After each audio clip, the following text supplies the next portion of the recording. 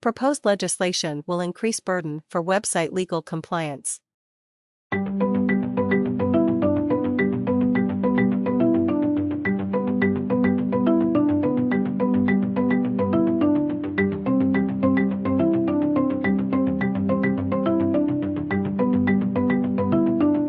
Boucher's primary target is how advertisers target consumers with behavioral advertising. Web marketers have long sought to use tracking technology to increase the relevance with online ads. The more relevant the ad, the more conversions increase. Behavioral ads increase relevancy significantly. Behavioral technology tracks a user's behavior on the web, including sites visited, length of visits, content read, and searches made. This data is then used to create a behavioral pattern for a specific user, which in turn is related to a specific online demographic. Ad networks then serve so-called behavioral ads that are targeted and relevant to that specific demographic. Many web advertisers fear that the new bill will require opt-in by consumers. However, Rep. Boucher says he's leaning toward opt-out.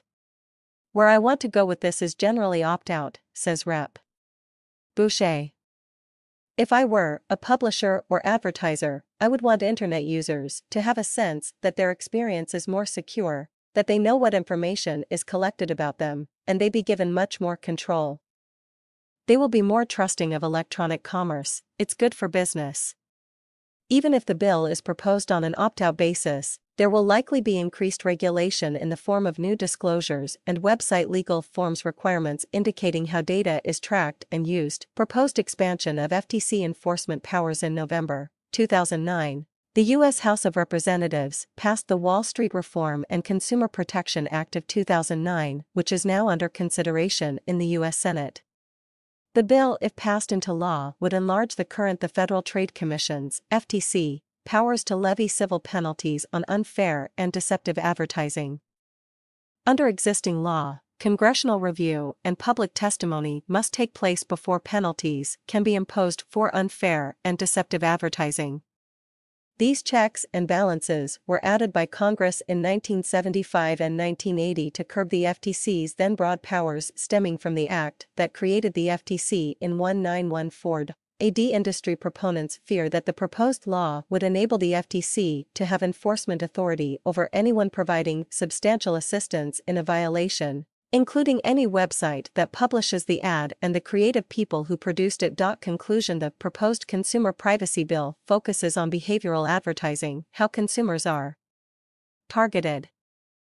The proposed expansion of FTC enforcement powers focuses on the advertising messages themselves.